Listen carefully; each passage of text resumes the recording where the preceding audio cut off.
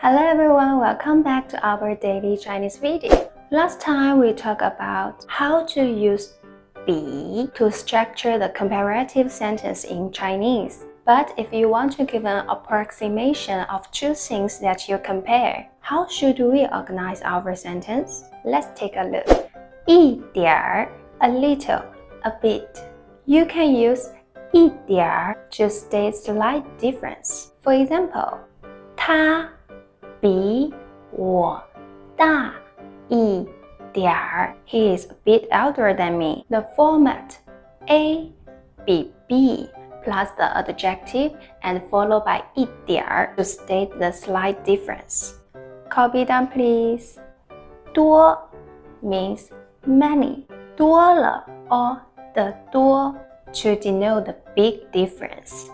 这个教室比那个教室大得多 This classroom is much larger than that classroom. Or you also can say like 中国比新加坡冷多了 China is much colder than Singapore. According to the example that I gave, A 比 B plus the adjective, then followed by 的多 or 多了 to denote a big difference. Quiz time, ready?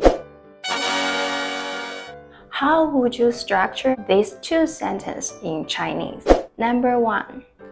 My younger brother is taller than me a bit.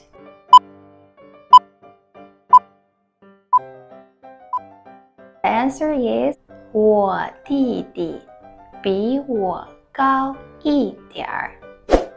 Question number 2. China is much bigger than Singapore.